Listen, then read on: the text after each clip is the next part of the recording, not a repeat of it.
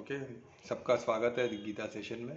जैसे हम कुछ दिनों से कर रहे हैं और एक एक दिन का अनुभव इतना प्यारा हो रहा है। संडे मेरा 2 संडे मिस हुआ थे, तो संडे क्या हम सब मिलते हैं ना, एक दिन छुट्टी का आता है, सब योग वाले मिलते हैं, तो थोड़ा सा डिफिकल्ट हो जाता है संडे को। बाकी दिन तो मैं कोशिश करूँगा कि मिस नहीं करूँ, क्योंकि इसमें बहुत मेरा भी अनुभव बहुत प्यारा हो रहा है। ओके, तो will start with a prayer कि हम वहाँ सब मिल सके, और जो लोग नहीं आए उनको भी ईजी हो, तो सबका एवरीडे निकालना 9-10 थोड़ा कभी कभी डिफिकल्ट आती है, तो हम प्रे करके परमात्मा से प्रार्थना करें कि सबको आने का मौका, सबको इधर आए, सब जगह एक टाइम में हम मिले और गीता का ज्ञान हासिल करें। कल्पना अनम्यूट करो ना, म्यूट करो ना। तो हाथों को नमस्कार मुद्रा में लाए हृदय के पास, और लंबी गहरी सांस लें, और हर लय में लंबी गहरी सांस के साथ शांति का अनुभव करें।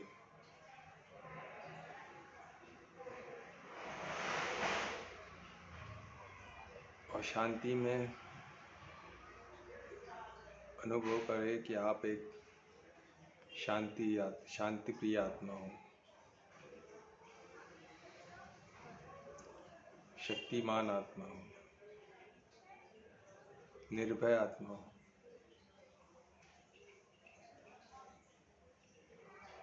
स्व की उन्नति करने वाली आत्मा हो। और उस स्थिति में, आत्मिक स्थिति में प्रे करें, प्रार्थना करें परमात्मा से कि हमें जो भी ज्ञान आज हासिल करें, गीता का जो भी ज्ञान, हम अपने जीवन में उसको प्रयोग में लाए और उसका अनुभव हासिल करें। और आपका साथ और आशीर्वाद हमेशा हमारे सर पे रहे, और पूरे विश्वास के साथ परमात्मा का साथ और प्यार का विश्वास के साथ आत्मदर्शन करें। और चलो, welcome. So welcome everybody once again. तो हम चालू करते हैं। हम चैप्टर 2 में हैं और हमने 64 तक किया था, 65 तक किया था, 66 हमें चालू करा था। तो मैं थोड़ा सा ब्रीफ कर लेता हूँ कि 66 में हमने देखा कि बेनिफिट क्या है, ये आत्मिक स्थिति में रहने के बेनिफिट्स हमने देखे थे। तो आत्मिक स्थिति के बेनिफिट क्या होते हैं? एक तो ये होता है हमारे पास सदा आत्मिक स्थिति में क्या क्या हम कर पाते हैं इजीली। एक तो है कि हम अटैचमेंट और डिटैचमेंट से दूर रहते, फ्री रहते हैं, ना हम अटैच होते हैं ना डिटैच होते हैं किसी से। अटैचमेंट क्या है? राग, जिसको राग और द्वेष बोलते हैं ना, अटैचमेंट डिटैच। राग यानी हम क्या, किसी मोह में आ जाते हैं, किसी का, जैसे मेरा मेरा भाई है, मेरा पुत्र, जो हमारा फैमिली रहते हैं, तो हम क्या, हमारे शरीर से मोह में रहते हैं, हम अटैच रहते हैं कि मैं शरीर हूँ मान लेते हैं। तो उसी तरह हमारे फैमिली मेम्बर से हम अटैच में रहते हैं। तो अटैचमेंट गलत है, पर इसका मतलब ये नहीं कि परिवार अटैचमेंट होना है ना, परिवार होना। पर परिवार के बारे में सोचना गलत नहीं है। परिवार के बारे में सोचिए, अपने बेटे के बारे में सोचिए, तो क्या सोचिए, पर अटैच नहीं होना है, परिवार नहीं होना है ना। तो उसी तरह तो डिटैच क्या है कि कोई हमारा पहचान, तो हमको कुछ उसके बारे में ख्याल ही नहीं है। घृणा, कभी कभी घृणा भी होता है किसी के बारे में, क्योंकि वो हमारे परिवार के नहीं है, तो हमको कभी कभी हम घृणा करने लगे। तो डिटैच भी नहीं होना है। डिटैच यानी हमको उसकी पड़ी नहीं, कोई रास्ते में एक्सीडेंट हो जाए तो हमको इतना कुछ हमको कुछ फर्क ही नहीं पड़ता। हम वो पड़ा है उधर, रो रहा है, हेल्प मांग रहा, में से मोबाइल में फ़ोटो लेके चलते रहते। तो ऐसे ही नहीं होना चाहिए। वो डिटैच हो गया, वो भी खराब है, और अटैच भी खराब है। ठीक है, तो हमको क्या रखना है? हमको न्यूट्रल आत्मिक स्थिति में, वो भी आत्मा है, तो हम क्या मदद कर सकते हैं, कोशिश वो करेंगे जितना हमारे से पॉसिबल है। ठीक है, वो हमको करना है। तो वो हो गया। सेकेंड क्या था उसमें कि हम जो भी सेंसेस है हमारे, जो भी इंद्रियां हैं, उसको हमारे कंट्रोल में रखे, नियंत्रण में रखे। वो ऐसे नहीं कि वो खुद किधर भी हमको लेके जाए, हम घूमते रहे उसके साथ। वो जो हमको दिखा उसको हम सच मान ले, वो जो हमको बोले हम मान ले, यानी नियंत्रण, सेंसेस को अपने कंट्रोल में रखे। और तीसरा क्या था, मैं जैसे पहले यस्टरडे या सैटरडे को हमने इस पर डिटेल लिया था, आज मैं सिर्फ ब्रीफ दूंगा कि आपको याद है। और तीसरा क्या था, अपने फ्रीडम। ये बहुत इंपॉर्टेंट पॉइंट है गीता का, कि हमारे फ्रीडम जो भी हमको मिलता है, जैसे हमको एज ए ह्यूमन बहुत फ्रीडम मिला है, स्पीच का मिला है हमको, हमारे कर्म पे पूरा अधिकार है, विचार, वाचा कर्मण और मनसा, ये कर्म, उस पर पूरा हमारा अधिकार है। पर ये अधिकार को हमको क्या करना है? उस पर नियंत्रण रखना है ना, कंट्रोल करना। ऐसा नहीं कि वो हमको आधी का मिला हम कुछ भी कर दे, ऐसा नहीं। मर्यादा मर्यादा का नियम, उसमें बता था ना एग्जाम्पल, ब्रेक है, एक्सीलेटर हमको दिया है पर साथ में हमको ब्रेक भी दिया है ना, ब्रेक की वजह से हम एक्सीलेटर उसको स्पीड में लेके जा सकते, तो हमको पता है हम ब्रेक है, हम कितने भी रुक सकते। तो उसी मर्यादा में जब हम फ्रीडम को वापरते हैं ना, तो हम और फ्री खुद को महसूस करते हैं और कॉन्फिडेंस हमारा बढ़ता है। मर्यादा इतना इम्पोर्टेंट, तो फ्रीडम को मर्यादा में लेके, मर्यादा में रखिए। मर्यादा क्रॉस करे तो फ्रीडम फ्रीडम नहीं, सजा बन जाता है फिर। ठीक है, तो यही याद रखना। तो ऐसे ये आत्मिक स्थिति जब ये करते हैं, और जब ये आत्मिक स्थिति में हम 3 चीज करते हैं, तो हमको क्या बेनिफिट मिलता है? परमात्मा का आशीर्वाद और साथ हमेशा महसूस होता है। ये सबसे बड़ी बात है। तो हमको ये जानना है, जब हम ये 3 चीज करते हैं तो मर्यादा में फ्रीडम, सेंसेस को कंट्रोल में रखते हैं और अटैचमेंट डिटैचमेंट से फ्री रहते हैं। तो हम हमारे क्या, परमात्मा का हमको साथ और आशीर्वाद हमेशा महसूस होता है। ये हमने 64 में कल देखा था।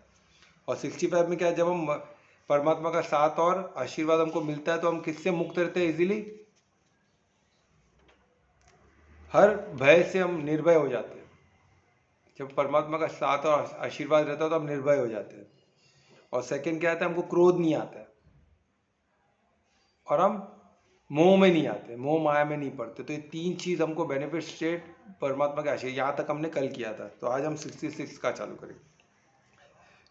66 में क्या बताया गया हमको, एक बेनिफिट क्या बताया गया, जब हम आत्मिक स्थिति में रहते हैं तो एक फ्लो दिखाया कि फ्लो चार्ट बोलते हैं ना, ये करेंगे तो ये होता है, ये करेंगे तो फ्लो चार्ट होता है ना, इसके बाद ये, इसके बाद ये, वैसे ब्यूटीफुल फ्लो चार्ट बनाए, एक हम बना सकते हैं श्लोक से। जब हम आत्मिक स्थिति में रहते हैं तो हम क्या रहते हैं, हमारा मन क्या रहता है? नियंत्रण में रहता है, स्टेडी रहता है मन, नहीं तो मन भागता रहता है। जब हम आत्मिक स्थिति में, मन हमारा कंट्रोल में रहता है। मन कंट्रोल में रहता है तो क्या फायदा रहता है?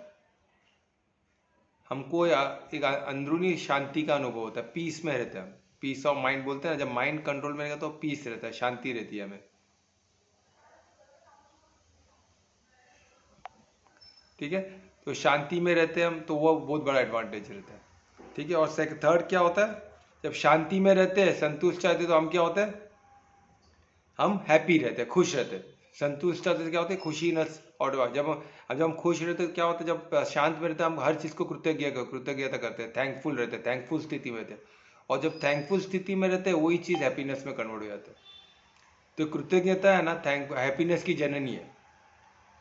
जितना आप ग्रेटिट्यूड में रहोगे उतना आप खुश रहोगे। जैसे सुबह उठते साथ सबसे पहले हम क्या करते हैं कि जैसे हम थैंक करते हैं कि मेरे को एक दिन, नया दिन मिला है, तो आपको खुशी होती है नया। कितने लोग को दिन नहीं मिलता है, तो हम जैसे सुबह उठ के फर्स्ट ग्रेटिट्यूड करते हैं कि परमात्मा मुझे शुक्रिया कि आपने मुझे नया दिन दिया। कितने लोग जो उठ नहीं पाते सुबह, फिर जैसे हम उठते फिर हम देखते हैं अपने परिवार वालों को उठते, फिर अगेन थैंक यू कि मेरे परिवार वाले भी। किसी के घर में एक भी परिवार का लॉस होता है कितना हलचल हो जाता है ना। वैसे हमारे दोस्तों पे हमको जब खाना मिलता है, कितने लोग को खाना नहीं है।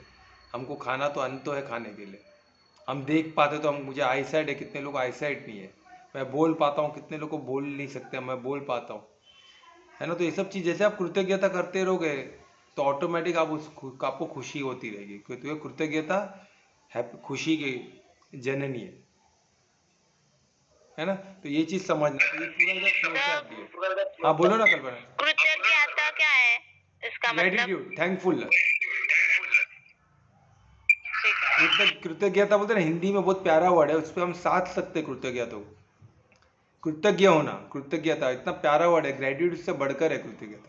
ऐसा स्टेट ऑफ माइंड है ना कि बहुत प्यारा है वो, उस पर साधो आप। एज अ साधक हमको वर्ड पे साधना है कि एग्जैक्टली उसका मीनिंग क्या है, मैं कैसे कैसे उसको वो स्थिति में कैसे कृतज्ञता कैसे फील कर सकता हूँ। और जब एक्चुअली फील करोगे आप तो आपको पता चलेगा वर्ड में इतना डेप्थ है। जैसे श्रद्धा में कितना डेप्थ है,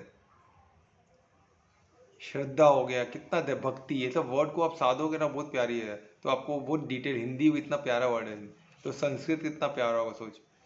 ठीक है, तो ये हम देखते हैं ना, इसमें किसमें था, ये 66 में फ्लो चार्ट दिया कि जब आत्मिक स्थिति में रहते हो तो आपका मन स्टेडी रहता है, कंट्रोल रहता है, स्टेडी रहता है। मन मन मन में मन क्या है ना, चंचल नहीं रहता है, मन नियंत्रण में आप रखते हो। और जब मन नियंत्रण में तो आपको शांति। हाँ बोलो, क्या हो गया कल्पना? शांत रहता है, मन शांत रहता है, बराबर। तो मन शांत रहता तो शांति आ गई ना ऑटोमेटिकली। तो शांति का अनुभव करते का है ना, अंतर मौन में वो एकदम शांत, अंदर अंदर एकदम शांतता का अनुभव, और शांत रहेगा तो हम कृतज्ञता को, और उसके बाद हमको हैप्पीनेस मिलता है, खुशी मिलता है। ठीक है, तो ये 66 में फ्लो चार्ट दिए कि किस तरह, तो हमको क्या करना, हम उल्टा भी आ सकते हैं। ठीक है, हमको क्या हैप्पीनेस के लिए क्या करना पड़ेगा, शांति, शांति के लिए क्या करना पड़ेगा, मन को कंट्रोल करना पड़ेगा, मन को कंट्रोल करना आत्मिक स्थिति है, हम आत्मा है जानना पड़ेगा। तो ऐसे किसी भी तरह जो आपको कंफर्टेबल रहे, तो आपको हेल्प होगा कि मैं कैसे आत्मिक स्थिति में क्या जा सकता हूँ, तो ये करना पड़ेगा। खुश कैसे रख सकता हूँ आत्मिक स्थिति से, ये फ्लो चार्ट है, तो ऐसे मैं खुश रह सकता हूँ। तो विचय वे आपको रास्ता मिल जाएगा। ठीक है, तो अभी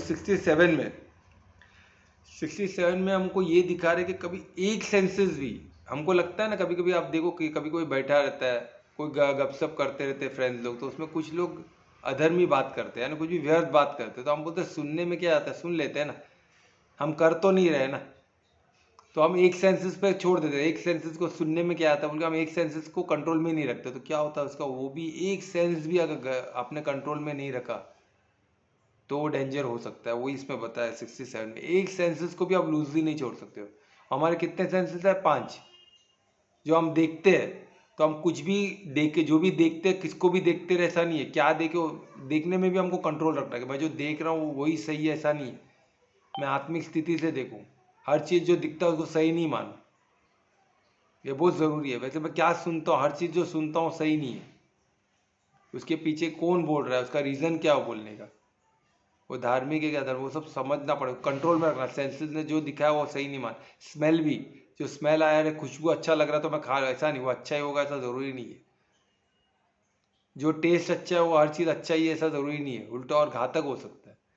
तो जो सेंसेस बोल रहा है वो सही मान के उसको एकदम उसके साथ बह जाना, सेंस ग्रेटिफिकेशन में आ जाना, वो अच्छा सेंस ने अच्छा बोला तो मुझे मानना ही पड़ेगा, अच्छा समझना ही पड़ेगा, ऐसा वो गलत चीज़ है, वैसा नहीं करना हमको। और एक सेंस को भी छोड़ना नहीं, जैसे एक बोट को जैसे हवा चलती है तो एक बोट बह जाता है ना, एक बोट भी रहेगा तो बह जाएगा, तो उसी तरह हमको एक स्ट्रॉन्ग विंड भी एक बोट को बहा सकती है।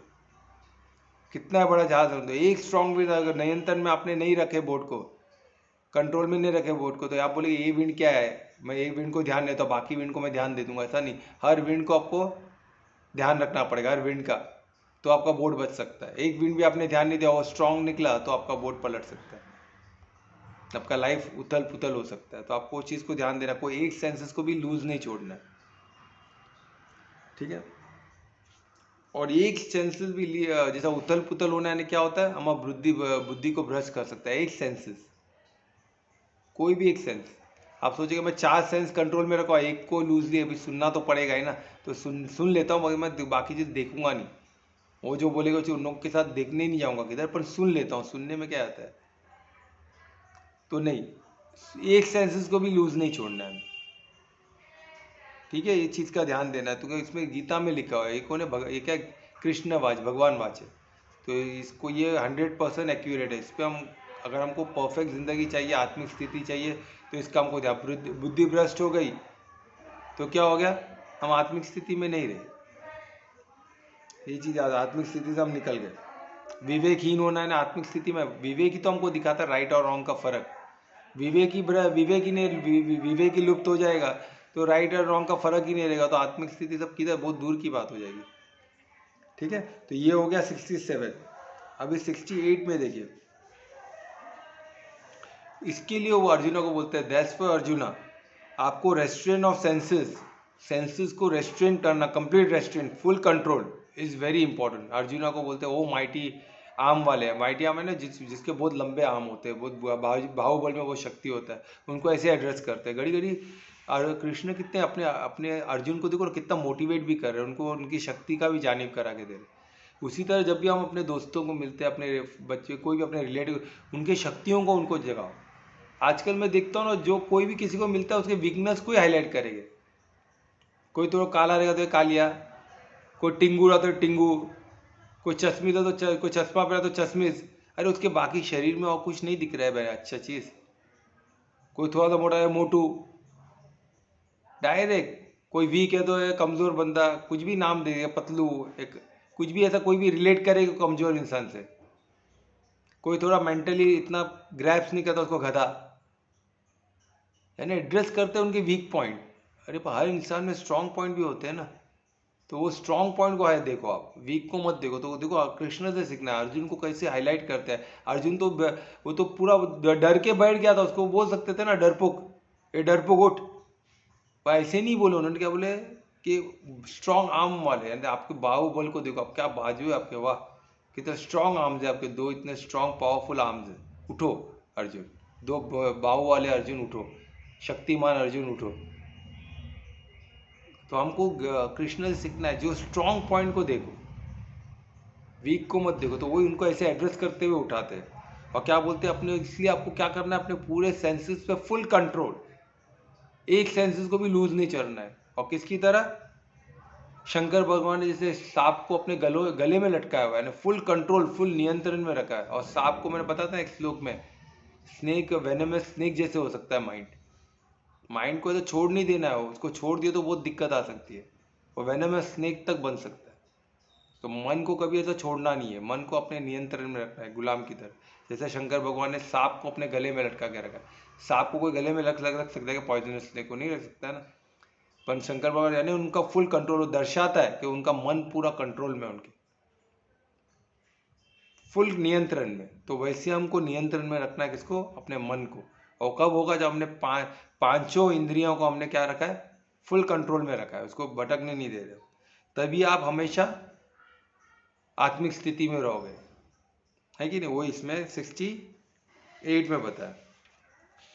और 69 में एक बहुत ब्यूटीफुल एस्पेक्ट को कृष्ण जी ने यहाँ बोले, वो बहुत सोचने वाली बात है। उन्होंने डिफ्रेंशिएट कर दिया अभी ऑलमोस्ट खत्म होना है ना, संख्या योग खत्म हो रहा है, अभी वो कर्म योग की तरफ जाएगा, इसलिए उन्होंने अभी एकदम डिफ्रेंशिएट किया है कि जो एक बॉडीली कॉन्शियस इंसान होता है, आत्मिक स्थिति वाला इंसान, उनका कैसा, वो उनका नजरिया कैसे होता है। आत्मिक स्थिति के लिए जो दिन है वो एक्चुअली इनके लिए क्या होता है, रात होता है, इतना अंतर होता है। यानी जो भी आत्मिक स्थिति है, बॉडी कॉन्शियस वाला जो भी चीज बोलेगा, वो चीज आत्मिक स्थिति में एकदम उल्टा होगा। क्योंकि आत्मिक स्थिति में हर इंसान, बॉडी कॉन्शियस वाला क्या करेगा, हर इंसान को क्या कैसे टोलेगा, कपड़ों से। पर आत्मिक स्थिति वाला हर इंसान को आत्मिक स्थिति में देखेगा, फिर वो एक्चुअली उसका मूल स्वभाव जानेगा, सिर्फ कपड़ों से जज नहीं करेगा। कोई गरीब भी रहे तो उनसे आदर से बात करते, उनको मालूम है उसके अंदर आत्मा है, आत्मा परमात्मा का अंश है, तो वो गरीब से भी आदर से बात करेगा। इसका मतलब ये नहीं है कि वो जो बोलेगा उसको मानेगा, ऐसा नहीं। आदर वो सबको देगा। जब मालूम पड़े बंदा कोई अधर्म में बात कर रहा है, अधर्म का बात कर रहा है, कुछ गलत है, तो उसको कॉशियस करेगा, भाई आप ये गलत बोल रहे हो, और सत्य को स्पष्ट रूप से रखेगा, वो घुमाएगा नहीं आत्मिक से, स्पष्ट बोले आपने जो बात बोला एक बार फिर से आप सोच के बोलो, तो आपने जो बोला वो काना का अधर्म की तरफ लेके जाएगा, आपको उससे नुकसान हो सकता है। तो मेरे भाई अब जा सोच समझ के कीजिए कार्य, ये अधर्म की तरफ जा सकता है आपका डिसीजन। बोल के डिसीजन उनको ही लेने देगा, डिसीजन में इंटरफेयर नहीं करते कोई बात। क्योंकि उनको मालूम है कि डिसीजन लेना, कर्म का डिसीजन लेने का अधिकार किसका, स्वयं आत्मा का। क्योंकि आत्मा पे हर कर्म पे अपना अधिकार होता है, स्वयं का अधिकार होता है, किसी का अधिकार, वो आप जो करोगे आपको खुद को भोगना है। आप बोल नहीं सकते उसने बोला बोल के मैंने किया तो मुझे माफ कर दो, ऐसा नहीं चलता है। इसीलिए हमको किसी को एडवाइस करना है, अपन कर्म में इंटरफेयर नहीं करना। उनको बोला आप सोच समझ के ये करने से मुझे लगता है कि फायदा होगा, तो मुझे फायदा हुआ तो आप भी वही कर, आपको वही करना पड़ेगा, क्योंकि तू मेरा बेटा है, तू भी यही कर, ऐसा मत करना, क्योंकि उसकी इंडिपेंडेंट जर्नी है, हमेशा सोचना है। आपने वो शरीर को दिया है, शरीर को जन्मा है, पर वो शरीर में जो आत्मा आई है उसको आपने नहीं लाया, उसको शरीर मिलने का कोई वजह हो सकता है। आत्मा का कोई उम्र नहीं होता, आप बोलेगे मैं बड़ा हूँ वो छोटा है, ऐसा नहीं है। आत्मा को कोई, आप भी पहले, आप भी अनंत हो वो भी अनंत है, आप आज हो वो भी आज है, आप आगे भी रहोगे वो भी आगे भी रहने वाले, आगे शायद आप छोटे हो जाओगे वो बड़ा हो जाएगा। तो ऐसा कुछ फिक्स नहीं है। तो आपको किसी को भी बड़ा छोटा एज, बॉडी एज से आप नहीं डिसाइड करते। तो आत्मिक में हम सब एक एज है, कोई मेल फीमेल नहीं है, ये आपको समझना है। आज कोई लोग फीमेल पे अपना अधिकार जमाने जाते हैं, पर आप ये बॉडी की वजह से आप ऐसे कर रहे हो तो गलत। तो आत्मा में तो कोई अंतर है ही नहीं ना। एक आत्मा को फीमेल बॉडी मिला, एक आत्मा को मेल बॉडी मिला, वो क्यों मिला उसके पीछे भी वजह होगा, उसने डिजायर किया था बोल के। यहाँ तक के मरते हम जो डिजायर करते वही हमको बॉडी मिलता है। इसलिए अंत स्टेज में, इसलिए हमेशा आत्मिक स्थिति में रहने से क्या होता है कि जो अंत स्थिति भी आती है वो भी अभी आगे के श्लोक में दिया, इतना ब्यूटीफुल मैं बताऊंगा। तो जब आप जो डिजायर करते हो परमात्मा आपको वही देता।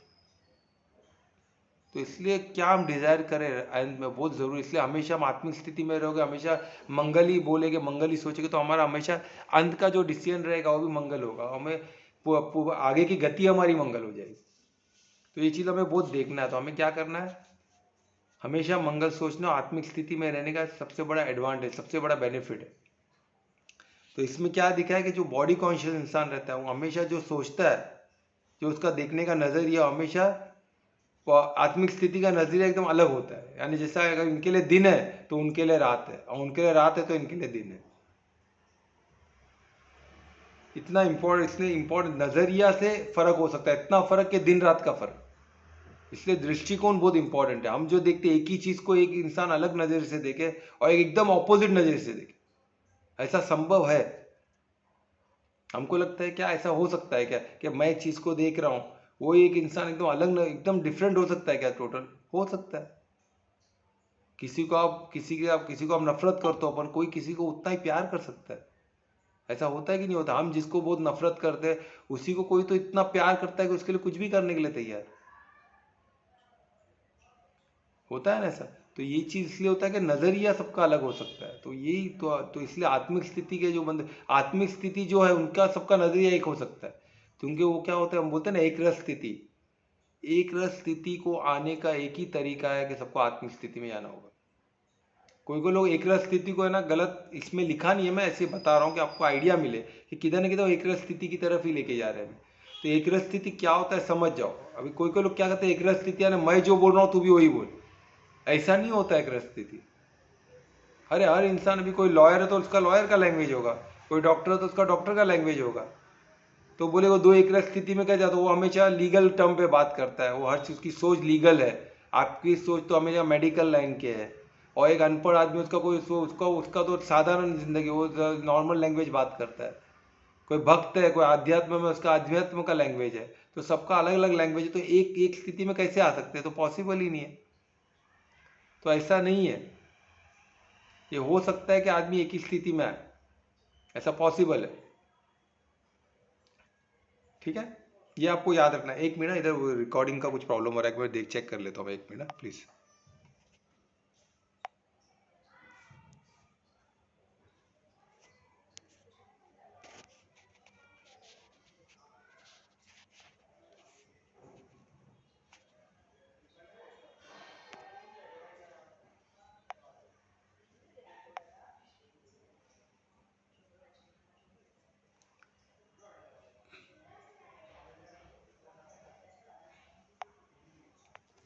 ठीक है चलो। Hello, can you hear me? Yes, sir. Ma'am call कर रहे हैं। तो ठीक है, तो आवाज आ रहा है ना मेरी? तो ये इसमें यही दिया है कि जिससे हम दृष्टि, तो मैं एक रस स्थिति का बात है। एक रस स्थिति में क्या होता है ना, अलग अलग लैंग्वेज हम बोलते हैं, अलग अलग सबका कामकाज है। तो एक रस स्थिति में आ सकते हैं क्या? एक ही तरीका है एक रस स्थिति में, सब अलग अलग कार्य करें, नो प्रॉब्लम। पर एक रस स्थिति में कब आ सकते हैं? जब हम आत्मिक स्थिति में रह गए। आत्मिक स्थिति में रहना है ना एक रस स्थिति में आना। भले हम कार्य अलग हो सकता है, आपको ध्यान देना है, कार्य अलग हो सकता है, कार्य शैली अलग हो सकती है, सोच अलग, पढ़ा लिखे का ये अलग हो सकता है, सब कुछ अलग हो सकता है, भिन्न हो सकता है। पर जो आत्मिक स्थिति में आने से क्या होता है, इंसान एक रस स्थिति में आ सकता है। तो एक रस स्थिति में आने का एक मतलब होता है कि आत्मिक स्थिति, सब आत्मिक स्थिति में आ जाएंगे तो एक रस स्थिति आ जाएगी। इतना आसान है। तो यही आपको ध्यान देना, ठीक है। तो इसमें वही बता रहे हैं कि दृष्टिकोण से एक ही चीज अलग अलग दिख सकता है। तो इसलिए आत्मिक स्थिति में आ जाओ, तभी हम ये हो सकते हैं। ठीक है, तो ये हो गया 69 का। अभी 70 में हम आ रहे हैं। अभी 70 का क्या था? अ पर्सन इसमें दिया है। हाँ, इसमें बहुत ब्यूटीफुल चीज, आत्मिक स्थिति में कैसे होना। किसी को कंफ्यूजन रहेगा आत्मिक स्थिति में हम कैसे आए, कितना कैसे, कुछ एग्जाम्पल से आप बता सकते हो क्या? तो इसमें कैसे हम बता सकते हैं, जैसे ओशन और रिवर का एग्जांपल लेते हैं। इसमें ओशन और रिवर का, जैसे रिवर जैसे बहती है, ओशन कितना विशाल होता है, फिर भी शांत होता है। और एक रिवर जो थोड़ी छोटी होती है फिर भी बहती रहती है, उसमें चंचलता रहती है, और वो जाके मिलती किसमें मिलती है? वो समंदर में ही मिलती है ना, ओशन में ही मिलती है। पर ओशन को कुछ फर्क पड़ता है इससे? ओशन का पानी तुरंत बढ़ जाता है या हलचल में आता है? ऐसा नहीं है, वो स्थित फिर वो शांत रहता है। भले जिधर मिलने का जगह में थोड़ा हलचल होगा, पर ओवरऑल ओशन को फर्क नहीं पड़ता है। ऐसे कितनी नदियां सब ओशन में मिलती है, पर ओशन शांत रहता है और विशाल, तुमको विशाल है। तो उसी तरह जब आत्मिक स्थिति में हम रहते हैं, हमारा हमारा व्यक्तित्व इतना विशाल हो जाता है कि छोटे मोटे जो इंद्रियों का सुख रहता है हम बेमानी हो जाता है। उससे हमारे बोलते हैं ना, ओशन जैसे स्थिति में हलचल नहीं होता है, आत्मिक स्थिति में हलचल नहीं होता है। वो गंगा जैसा रिवर, इतना विशाल रिवर ओशन में मिलता है, पर ओशन को कुछ फर्क पड़ता है? ऐसा पानी लगता है, पानी इतना जा रहा है तो ओशन का पानी बढ़ रहा है घट हो रहा है, ऐसा कुछ तुरंत मालूम नहीं पड़ता है ना। तो वो क्यों? बिकॉज वो इतना विशाल है। तो उसी तरह आत्मिक स्थिति कंपेरेटिव है, आप मटेरियल में मत जाइए। बताने का ये है कि जब कुछ भी इवेंट होता है बाहर, कुछ भी इवेंट होता है, कोई भी व्यक्ति सडनली कुछ भी दृश्य सडनली सामने आ जाए, तो वो इतना असर नहीं करेगा आत्मिक स्थिति पे। तो उसके लिए जैसे रिवर ओशन को ले लेता है, समा लेता है, उसी तरह आत्मिक स्थिति वाला उस इवेंट को भी समा लेता है कि भाई क्यों, तो उसको मालूम है कि मैं अनंत हूँ। कुछ फर्क आएगा तो शरीर को पड़ेगा, मुझे फर्क नहीं पड़ने वाला। मैं पहले भी था, आज भी हूँ, हमेशा रहूंगा। कुछ बीमारी आ जाने से बोले कोई नॉर्मल बॉडी कॉन्शियस वाला बहुत डर जाता है कि बीमारी अगर मैं क्या करूं, मेरा क्या होगा, मैं पर आत्मिक स्थिति वाला थोड़ा कंट्रोल में रहेगा। तो ये बीमारी बॉडी को है ना, मुझे थोड़ी ना है। आत्मा को कोई बीमारी नहीं लग सकती। जैसे जब आत्मा का, उसको कोई काट नहीं सकता, उसको कोई बीमारी नहीं हो सकती है, कुछ नहीं हो सकता उसको।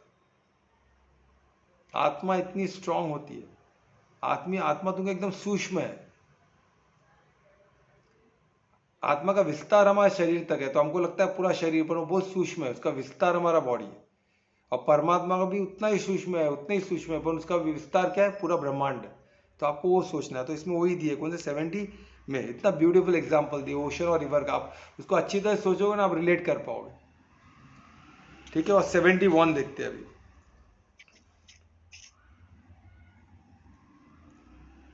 तो इसमें यही बता, अभी सेकेंड अगेन इसमें संक्षेप में दिए जो अभी तक का डिस्कस किए। तो उसको 71 में एकदम संक्षेप में दिए कि जो भी हम डिजायर है, ऑल डिजायर, उसको कंट्रोल में रखना है। उसको बोलते हैं सेंस के ग्रेटिफिकेशन में नहीं जाना है ना, उसको करने नहीं जाना है। अभी कुछ किसी अच्छी खुशबू आई तो अच्छा खाना, तो हमको खाना ही पड़ेगा, कोई ज़रूरी नहीं है। तो वो हमको दिखना है, हमको फ्री रहना है हर डिज़ायर से, सेंसेस के भी, और हमारे विचार जो हमको बताते हैं। जो पहले के कुछ विचार हो गए जो हमारे मेमोरी में, उससे कुछ विचार उत्पन्न होते रहेंगे। जो विचार आए वो सब सही है, और वो जो डिज़ायर हमको आते हैं वो हमको करना ही है, कोई ज़रूर उसको फ्री रखना है। हमको सिर्फ एक ही देखना है, विवेक से अधर्म है क्या, धर्म है। अगर धर्म है तो उस पर करते रहो कार्य जो आपसे बन सके। और कैसे कर सकते हैं? मनसा वाचा और कर्मणा। हम मन से कर सकते हैं, स्पीच से कर सकते हैं, और एक्चुअली कर्मणा से, एक्चुअली फिजिकल एक्टिविटी से भी कर सकते हैं, एक्चुअली किसको मदद करते हुए, है ना, एक्चुअली कुछ कार्य करते हुए। पर वो सब धार्मिक होना चाहिए, अधर्म ही नहीं होना। अधर्म में रहेगा तो हमारा सब, कितना मेहनत, सब जीरो हो सकता है। आत्मिक स्थिति में ऐसा नहीं होता, क्योंकि आत्मिक स्थिति में विवेक एकदम परफेक्ट होता है। हमको पता होता है आत्मिक स्थिति आने क्या, धर्म अधर्म को अच्छी तरह पहचाना और डिफ्रेंशिएट करना। वो स्थिति इतनी प्यारी है, वो स्थिति के लिए हमको मेहनत करनी है, और कुछ। और इसमें और एक इम्पोर्टेंट चीज दिया है श्लोक 72, प्रोप्राइटरशिप जो होता है ना, हम एक बोलते हैं ना, ये मेरा है, ये सेंसेस मेरा है। जब तक आप मानोगे ना तो आपकी गलती हो सकती है। जिस दिन आपने सोच लिया सेंस का प्रोप्राइटर मैं नहीं हूँ, ओनर मैं नहीं हूँ, तो आप तभी इससे डिजायर से मुक्त रह सकते हो, तभी आप इसको कंट्रोल में रख सकते हो। आप इसको ओनर मान लिए तो कैसे? ओनर मान लिए तो क्या होता है, मेरा है, फिर मैं मेरा का हिस्सा हो जाएगा। ये मेरा क्यों हुआ? तो क्या बॉडी में है ना, बॉडी कॉन्शियस हो जाओगे। ये मेरा नहीं, क्या है? परमात्मा का है। तो क्या शरीर किसका है? परमात्मा का। तो ये सेंसेस भी किसके हो गए? परमात्मा के हो गए। तो मेरे आंखों से कौन देख रहा है? परमात्मा देख रहा है। जैसे कैमरा है, तो कैमरा फोटो, हम तो नहीं बोलते कैमरा का फोटो, ये कैमरा के थ्रू हम देख रहे हैं, कैमरा का फोटो है ना। कैमरा के लेंस से हम जो देखते हो, हम तो ही ना मानते हमारा, वो कैमरा के लेंस से हम ऐसे देख रहे हैं। तो उसी तरह ये जो दो कैमरा जो परमात्मा ने दिए, कैमरा किसका है? परमात्मा का। तो वो या दो आंखों से वही देख रहे हैं। ये मुख से कौन बोल रहा है? परमात्मा ही बोल रहे हैं। तो अगर मुख नहीं होता, ये बॉडी नहीं होता, हम बोल भी नहीं पाते। तो हमको जो परमात्मा चाहते हैं, जो हमारा कार्य वही कार्य हमें करना है, वही हमें बोलना है, और वही हमें वो जैसे जो जो दृष्टिकोण वो देना, वैसे ही दुनिया को देखना है। तो दुनिया को कैसे देखना है? आत्मिक स्थिति से। तो ये जब आप करोगे ना, ओनरशिप हटा दोगे ना कि ये सेंसेस मेरे हैं, अगर ये हटा दी तो करता वो ऑटोमेटिक हट जाएगा, तो आपका निमित्त भाव हो जाएगा ऑटोमेटिकली, और आप परमार्थी हो जाओगे। फिर आप स्वार्थी नहीं रहोगे, परिवार्थी नहीं रहोगे, परोपकारती भी नहीं रहोगे, आप सीधा परमार्थी हो जाओगे, क्योंकि आपका ओनरशिप ही नहीं रहा सेंस बॉडी पे, सेंस ऑफ ओनरशिप ही नहीं रहा। ओनर कौन है? परमात्मा है। आप कौन हो? आप निमित्त मात्र हो। तो ऑटोमेटिकली आपका भाव क्या हो जाएगा? परमार्थ का भाव हो जाएगा, अब निमित्त भाव हो जाएगा। तो इतना सुंदर है 71 में दिए, और तभी आपको मिलेगा रियल पीस। और पीस से क्या आएगा? खुशी। जैसे वो श्लोक में फ्लो चार्ट दिए ना, पीस संतुष्ट से संतुष्ट हो गए तो ही आपको खुशी आ सकती है। तो पीस संतुष्ट हो जाना, तो आपको ऑटोमेटिकली आपको हैप्पीनेस रहेगी। आप संतुष्ट नहीं तो हैप्पीनेस आ ही नहीं सकती। हमें जो आएगी भी तो टेम्परेरी रहेगी वो हैप्पीनेस। वो परमानेंट आनंद स्थिति में, अपना आनंदमय कोश में, आनंद स्थिति में, वो आत्मिक स्थिति में होता है। क्यों? उसमें हम संतुष्ट रहते हैं थ्रू आउट। तो हैप्पीनेस हमारा मूल स्वभाव बन जाता है। मूल स्वभाव आनंद का हो जाता है, तो आनंद में कोश में है। इसलिए आत्मिक स्थिति के कोश को क्या बोलते हैं? आनंद में कोश, जो स्पिरिचुअल कोश, उसमें जो टॉप का कोश, वहां से अगर हम सब चीज गवर्न करेंगे तो वो सबसे सुपीरियर बॉडी है। तो वो क्या होता है? उसको आनंद में कोश बोलते हैं, क्योंकि उसमें परमानेंट हैप्पीनेस है, स्टेट ऑफ ब्लिस। तो बहुत प्यारा स्थिति हो। तो हम अभी 72 लास्ट श्लोक में आए।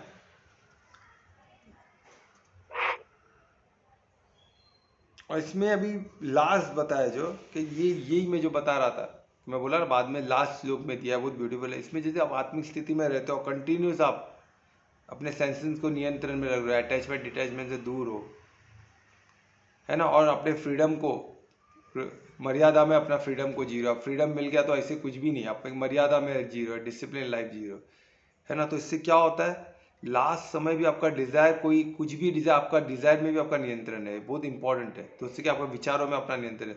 तो लास्ट में जो भी आपके थॉट रहेंगे, तो वो आपको गति देंगे परमात्मा की ओर, यानी आप कौन सा ब्राह्मिक स्थिति में जा सकते हो। मैं आत्मिक स्थिति की बात नहीं कर रहा हूँ। जब लास्ट में जब मोक्ष, निर्वाण बोलते हैं, निर्वाण, मोक्ष, वो सब आपको प्राप्त हो सकता है। अलग अलग वर्ड्स है, पर उसका मतलब होता है ब्राह्मिक स्थिति। ब्राह्मिक स्थितियाँ जब कॉस्मोस को जान लो, जो परमात्मा का जो पावर है, वो पावर को आप अनुभव करो, और ब्राह्मिक स्थिति यानी ब्रह्मांड की, यानी ब्रह्मांड से आप एक हो गए, तो आपको क्या स्थिति हो जाएगी? ब्राह्मिक स्थिति। इतना प्यारा इसमें दिया है।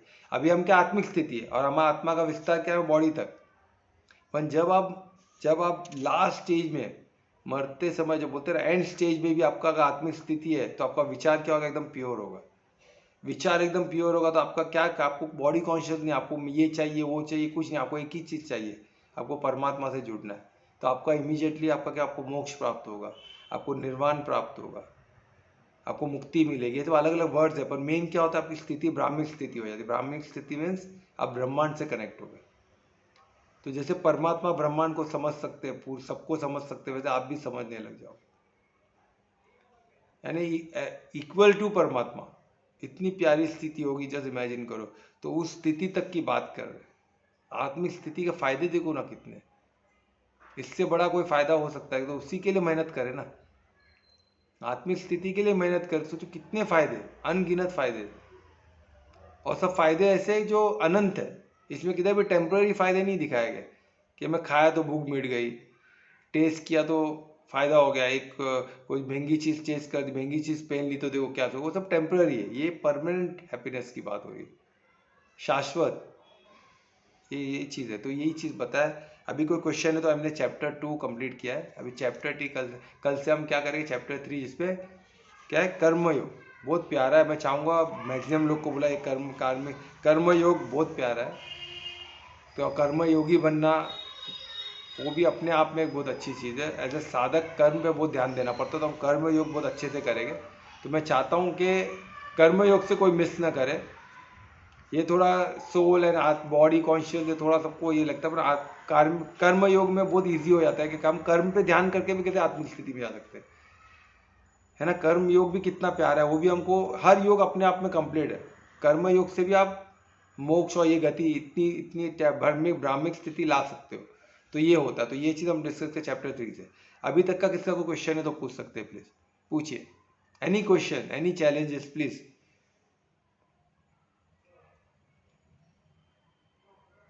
कोई भी पूछ सकता है क्वेश्चन, प्लीज। अबे सर काफी लोगों को डिजायर का मतलब नहीं पता होगा, मतलब जैसे परी और डिजायर कोमल। यानी कामना। हम कामना करते रहते हैं, जैसे अभी कोई हम लोग को बहुत खूब सारे मिठाई मिल जाए या बहुत सारे मार्क्स मिल जाए, स्टूडेंट है तो हम लोग को 90 के ऊपर ही मिले, कामना। अगर 90 के ऊपर मिलेगा तो मैं डैडी से ये मांगूंगा, मम्मी से ये गिफ्ट मांगूंगा। ये सब कामनाएं रहते हैं ना। फिर बाद में क्या है, देखो उसको, वो लड़के के पास इतना अच्छा साइकिल है, मेरे पास नहीं है। उसके पास इतने अच्छे कपड़े हैं, मेरे पास नहीं है। तो उसके डैडी के पास गाड़ी है, मेरे डैडी के पास नहीं है। तो उसका 3 BHK फ्लैट है, उसका बंगलो है। कामना कोई लिमिट नहीं है, वो बढ़ते रहता है। तो जो भी हमको मिल जाने का क्या होता है, कुछ दिन की खुशी है। कोई कोई चीज़ में तो बस घंटों की है, कोई कोई चीज़ की तो खुशी कुछ सेकंड की है, कुछ मिनटों की है। तो ऐसी चीज़ों का क्या फ़ायदा जो टेम्पररी हो। इसमें हम क्या बात करें, परमानेंट, अनंत। इसका कोई ये असीमित की बात कर रहे हैं, हम सीमाओं में नहीं रहना चाहते ना। इसमें इतनी खुशी है, स्टेट ऑफ ब्लिस, हम हमेशा खुशी स्थिति में रहेंगे। तो उस स्थिति की बात हो रही है। कामना क्या, डिजायर, कामनाएं, वासनाएं, ये सब अननेसेसरी चीज है। ठीक है, और कोई क्वेश्चन? तो मतलब आप बोल रहे हो कि कामनाएं हमें नहीं रखनी चाहिए। कामनाएं रखिए, पर वही वही सब कुछ लाइफ है, मत सोचिए। और कामनाएं भी कैसी होनी चाहिए, धर्मयुक्त, अधर्मयुक्त नहीं होनी चाहिए। कि मुझे वो उसका उसका उसके पास जो साइकिल है मैं छीन लूं, वैसी वही साइकिल छीन लूं मैं, ये गलत कामना है ना। अगर ये कहा वो वैसी साइकिल होगी तो मेरे को आना जाना स्कूल में कितना अच्छा हो जाएगा, आना जाना ट्रैवलिंग ईजी हो जाएगा। तो डैडी को बोलो कि मेरे को साइकिल चाहिए, मेरे को। डैडी बोले ठीक है भाई, तो इतना परसेंटेज मैं दिलाता हूँ। ठीक है, परसेंटेज लेके आप उतना परसेंटेज स्कोर करो और डैडी से मांग लो एज अ गिफ्ट। और वो मिले तो ही मैं सुखी, ये गलत है। वो साइकिल में से मेरा ट्रैवलिंग ईजी हो जाएगा, बस उससे ज़्यादा कुछ नहीं। नहीं तो साइकिल नहीं तो क्या, मुझे चल के आना पड़ेगा। तो भी मेरे पैर मजबूत हो रहे हैं, मेरा एक्सरसाइज हो रहा है। दोस्तों के साथ चल के आ सकता हूँ, 4 जन मिल के आ सकते हैं। साइकिल में तो ना 4 जन जा सकते हो। साइकिल में किससे बात नहीं, चलते चलते तो आप मस्त मिलते, दोस्तों के साथ मिलते। हर चीज़ का अपना बेनिफिट है, अपना यही चीज़ सोचना है। अब मैं साइकिल में जाऊंगा तो मैं अकेला चलाते रहूंगा, किधर किससे बात कर पाऊंगा, जल्दी पहुंच के स्कूल करूंगा क्या। वही दोस्तों के साथ मिल के जाऊंगा, मटर गश्ती करते जाऊंगा, खेलते कूदते जाऊंगा, कितना अच्छा लगता है ना। हर चीज़ का अपना बेनिफिट, तो वो चीज़ सोचना है हमें। ये नहीं कि वो मिल गया तो बस मेरा, ऐसा कुछ नहीं। ऐसा कोई मटेरियल चीज़ आपको वो बस नहीं दे सकता। वो आत्मिक आत्मिक स्थिति मिल गया तो बस वो बोल सकते हो आप। आत्मिक स्थिति पे फोकस रखो, आत्मिक स्थिति में आके बोल सकते हो वाह, ये चीज़ मेरे को पाना, यही मेरा अंत है, ये फाइनल गोल मेरा यही है, वो आप बोल सकते हो। प्रोडक्ट में नहीं बोल सकते हो। मेरे को कार मिल गया तो मैं खुश हो गया, बस। कार मिलने वाले सब खुशी है क्या, सब दुखी है। जितने लोग कार में दिखते हैं, पेट्रोल भरते हैं, जान निकल जाता है उन लोगों का। कितने लोग बोलते हैं ड्राइवर पेट्रोल चोरी कर रहा है, जिसके पास बहुत ज़्यादा पैसा तो उसको ड्राइवर पे टेंशन कि पेट्रोल चोरी कर रहा है, टायर पे चोरी रहता है, पार्ट्स का मैकेनिक को रिपेयर करने का 1000 का 2000 बोल दिया बिल। सब दुखी रहने वाले लोग, किसी ना किसी में दुख है। अरे तो हमेशा टेंशन हो कि तो ठोक नहीं दे गाड़ी को, फिर नुकसान हो जाएगा। इतना 1 करोड़ की गाड़ी है, कि तो कुछ हो गया तो क्या करूं मैं। तो जो जो जो बोलते हैं ना, कामना आदमी आदमी दुखी ही रहता है हमेशा, क्योंकि वो रिलेट करता है ना। बॉडी कॉन्शियस तो कार भी उसका, मेरा कार तो खत्म हो गया उधर। कार को कुछ हो गया तो वो दुखी हो गया। और कुछ क्वेश्चन प्लीज, ऐसे क्वेश्चन पूछो तो बहुत पॉइंट क्लियर होते हैं प्लीज। मैं कोशिश करूंगा कि सिंपल एग्जांपल से उसको जवाब दे पाऊं। प्लीज पूछिए। हाँ सुभाष सर, हाँ गीता से Subhash sir, related welcome sir, question. आए हो आप आज। पूछिए सर क्वेश्चन। आपने गीता से रिलेटेड क्वेश्चन। हैंड रेज किया तो गीता पूछिए। से जो उन्होंने मुझे अभी ये कहा था कि भाई एक एक बंदे को आंख है उसको कृतज्ञ होना चाहिए, एक बंदे को हाथ है उसको कृतज्ञ। ऐसा नहीं है दोस्त, ऐसा नहीं। It is not me, it is even my father which has informed me. Every person has a wish to be healthy in life, 100%। Not one thing he has, not two things he has. Okay. Now, in this case of scenario of mine, now I'm not able to do, means मैं basic चीज नहीं कर पा रहा हूँ, उठ नहीं पा रहा हूँ, और मैं उठता हूँ तो मेरे को मतलब वो मेरा लो बैक वो मेरे को क्या बोलते हैं बता देता है कि एक डिसेबिलिटी है। हाँ, तो मैं एक एक क्वेश्चन और लूँ इस सर। मैं पहले क्वेश्चन आपने क्या बोले कि अगर मैं किसी को आंख है तो उसी को आंख है तो खुश नहीं होना चाहिए, ऐसा बोल रहे हो आप? क्वेश्चन क्या था हाँ, तो आपका? everything should be 100%. I should be 100% healthy. हाँ, Not मैं that I have got one नहीं thing हेल्दी तो रहना ही left है or सर। one योग thing. में निरोगी काया प्रथम रिक्वायरमेंट है, उसके लिए तो हम आसन सब करते हैं ना। पर इस बार बोलने का तात्पर्य है, जब खुश रहना तो क्या करना चाहिए? खुशी खुशी एक ऐसी चीज है ना, अंदरून वो आंतरिक खुशी है, उसके लिए कृतज्ञता खुशी को देती है। I am relating to myself. मैं अपने आप पे इधर कोई भी relate कर माय रहा नहीं है हूँ. Sir, we all are one. ये माय में और तो जैसे प्रॉब्लम है, कि मैं मेरा में तो हाँ प्रॉब्लम सर, है। हाँ सर, जैसे हाँ। कि अगर मैं एज एक फादर मतलब फादर बोलूं, मैंने अपने लाइक अपने बच्चों को, हम्म। वाइफ को, मैंने जो उसकी लाइक उसकी जरूरत है, विशेष है, नीड है, मैंने कंप्लीट की, राइट। हम्म।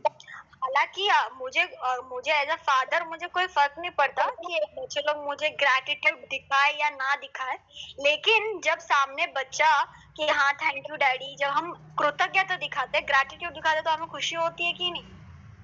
खुशी होती है ना, तो उस वे में भी हम ले सकते हैं उसको।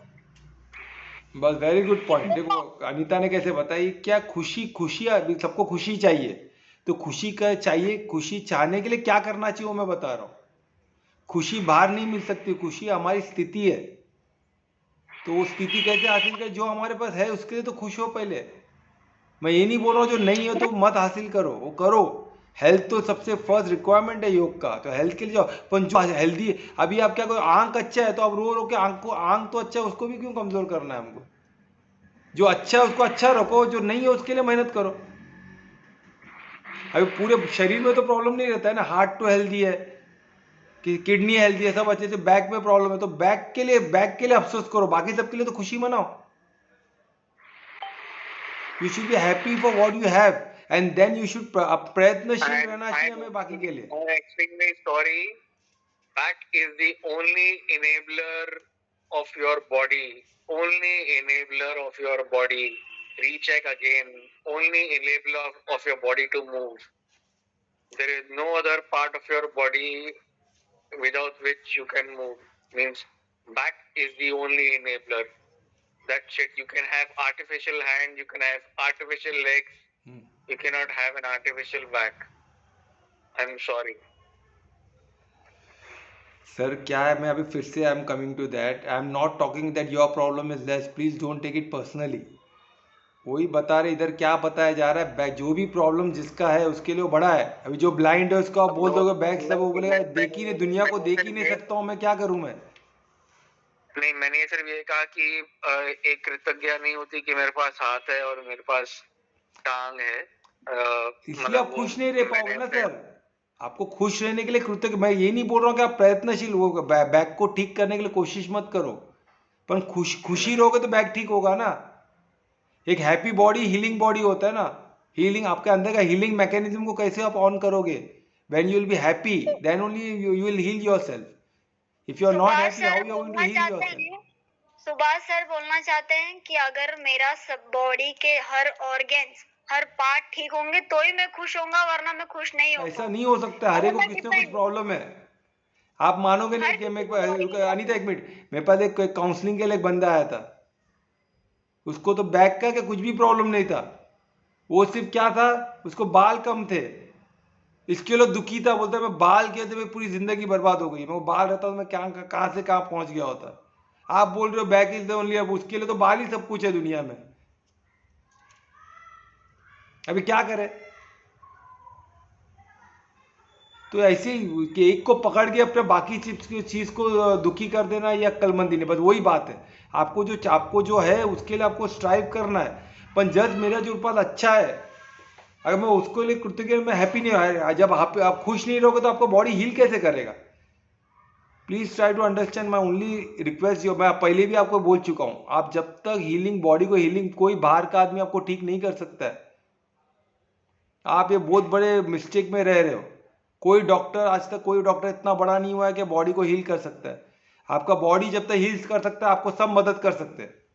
Your body should heal, your body should, immune system should be at the best.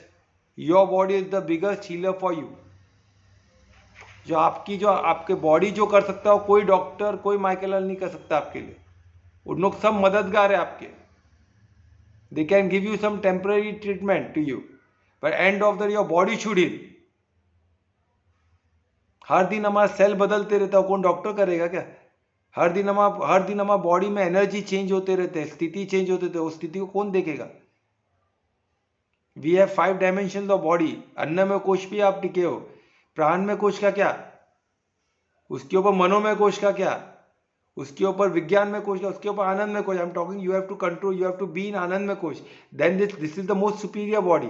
From there you can heal your body like anything. Your body will be a healing machine. हर आपका बैक तुरंत ठीक हो सकता है। जब एक cell से जब माता पिता बच्चे को जन्मते हैं, तो छोटा एक जाइगोट करके सेल फॉर्म होता है। उसको तो कोई बैकबोन नहीं होता है। उस जाइगोट एक सिर्फ सेल होता है, उससे बैकबोन बनता है, सब बनता है ना। आपका बैक भी उसी से बना है ना। वो मदर सेल आज भी आपके बॉडी में, जो पूरा बॉडी बना सकता है। पर उसको एक्टिवेट कौन करेगा? आनंद में कर सकता है, वो स्थिति कर सकती है, आत्मिक स्थिति कर सकती है। But you have to activate that स्थिति, and that can only be possible when you are आनंदमय कोश। आनंदमय कोश means state of bliss which will come only with happiness. Happiness is not bliss. You have to go to the state of bliss which you can go only in आत्मिक स्थिति। और आत्मिक स्थिति, जब खुशी नहीं है इंसान, तो आत्मिक स्थिति ब्लिस हो तो वो दूर की बात हो गई।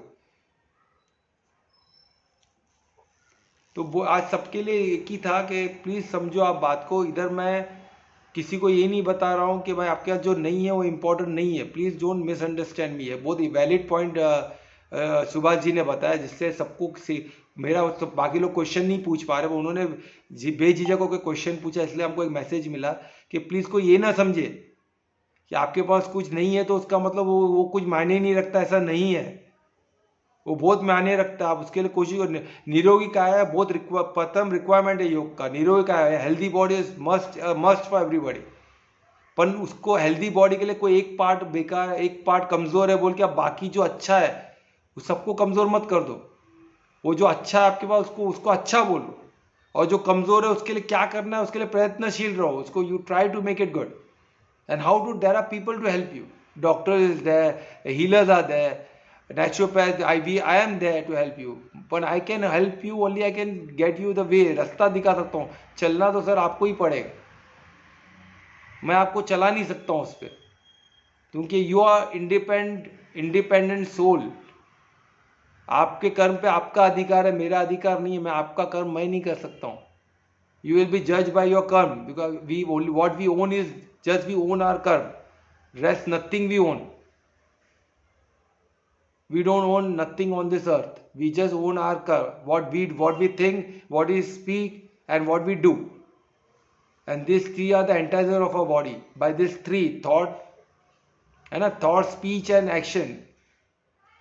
That is the entire. We can we can amplify our body like anything. It's an amplification thing for us. Sorry मैं इंग्लिश में बोल रहा हूँ। ये मैं बोलने का ये तात्पर्य ये था कि जब हम आत्मिक स्थिति में रहते हैं तो, और हमारा ओनरशिप सिर्फ किस पे है? हम कभी कभी लगता है प्रोडक्ट, घर, ये सब मेरा ओनर, हमारा ओनरशिप सिर्फ सब छूट जाएगा। हम जो कर्म जो करते हैं, जो वाचा, कर्मणा और मनसा, ये कर्म के हम मालिक है, हम अधिकारी है। इसी को हमारा पूछा जाएगा। ये 3 में आपने जो उसी से पूछा, उसी से आगे की गति आपकी निर्माण होगी। आज की, पहले की, आज की, अभी की सब गति। आपका बॉडी अभी कैसे होगा वो भी 3 चीज पे निर्भर करता है। आगे का ट्रांसफॉर्मेशन, आगे का बॉडी का इम्यून सिस्टम, हीलिंग सिस्टम, सब ये 3 पे डिपेंड करता है। ये देखो, ये चीज, इसको टाइम लगेगा एक्चुअली समझने, पर हमको कोशिश करना है। सो प्लीज डोंट गेट, ये गीता ऐसा ज्ञान है जो हमको हेल्पफुल रहेगा, पर हमको विश्वास होना चाहिए इस पर। विश्वास होगा तो हमारा कार्य उसमें आगे बढ़ सकता है। डाउट से नहीं हो सकता है। सबसे पहला फियर और डाउट को हटाइए। डाउट से बीमारी ठीक नहीं होती है, फियर से बीमारी आती है। डर को हटाइए और डाउट को भी हटाइए। ये मैं नहीं बोल रहा हूँ, ये गीता वाच है, भगवान वाच है। भगवान वाच को लाइटली ले लिए तो अपने आप में अब हमारे आत्मे भी वो, हमारे अंदर भी वही परमात्मा है ना। तो हम खुद से ही गद्दार कर रहे हैं, हम खुद को ही तकलीफ दे रहे हैं। तो मैं रिक्वेस्ट है सबसे, प्लीज़, गीते भगवान वाच है तो इसको सीरियसली रहे, इसको थोड़ा थोड़ा अपने बॉडी में इम्प्लीमेंट थोड़ा तो करके देखे अनुभव, तो अनुभव फायदा होगा, 100% होगा। उस पूरे विश्वास के साथ करें प्लीज़। और कोई क्वेश्चन?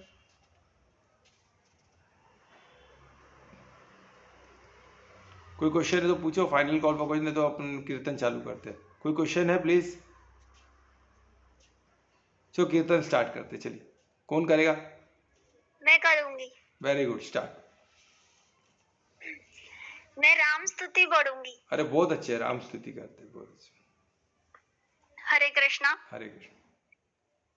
श्री रामचंद्र कृपालु भज मन हरण भव भय दारुणम् नव कंज लोचन कंज मुख कर कंज पद कंजारुणम् कंदर्प अगणित अमित छवि नव नीर नीरद सुंदरम् पट पीत मानहु तड़ित रुचि सुचि नौमि जनक सुतारुणम् भजु दीन बंधु दिनेश दानव दैत वंश निकंदनम् रघुनंद आनंद कंज कौशल चंद्र दशरथ नंदनम्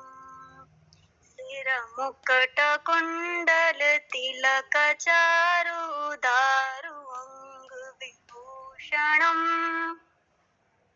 आजानु भुज शर चाप धर श्रृंगाम खरजत दूषणम्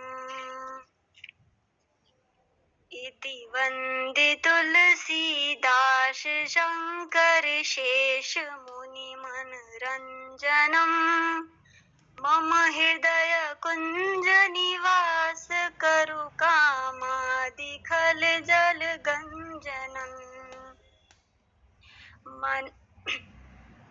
मन जाहि रोचहि मिलहि सोवर सहज सुंदर सावरो करुणा निधानु सुजानु सुनसन जात रावरो ऐति भौति गौरी अशीष सुनि सिय सहित हर्षि अली तुलसी भवानी पूजी पूजी पूजी पुनि पुनि मुदित मन मंदिर चली श्री राम रघुराम श्री राम रघुराम।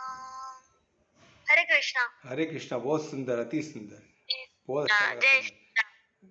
तो अभी कल से हम चालू करेंगे कर्मयोग। तो कर्मयोग पे सब ज़्यादा से ज़्यादा लोग आए, मिस ना करें एक भी। कर्मयोग बहुत प्यारा है, बहुत इजी है, समझने को भी मेरे को लगता है बहुत आसान रहेगा और मेरे को बहुत सबको फ़ायदा होगा। तो कर्मयोग और लोगों को जोड़े, है ना। कर्मयोग से भी चालू करेंगे तो चलेगा। ये मिस हुआ तो भी कर्मयोग को भी हम पकड़ लिए ना तो बहुत। सुभाष जी आप भी आइए, मिस मत कीजिए कुछ लेक्चर। ऐसा बीच में आने थोड़ा कन्फ्यूजन रहता है, रेगुलर अटेंड करो सब कन्फ्यूजन आपका हट जाएगा, है ना। क्योंकि भगवान वाचे, आपका मंगल हो, सबका मंगल हो। सब जन जरूर आइए और भी लोगों को जोड़े। तो हर महामंत्र से हम कंप्लीट करते हैं। बोलिए महामंत्र। हरे कृष्ण। बोलो। हरे कृष्णा कृष्णा कृष्णा हरे हरे राम राम राम हरे हरे। तो शुभ रात्रि, सबका मंगल हो। कल मिलेंगे कर्मयोग से chapter 3। Okay, all are welcome. कल मिलते हैं। शुभ रात्रि, शुभ रात्रि। हरे कृष्णा, हरे कृष्णा, हरे कृष्णा, हरे शुभ रात्रि।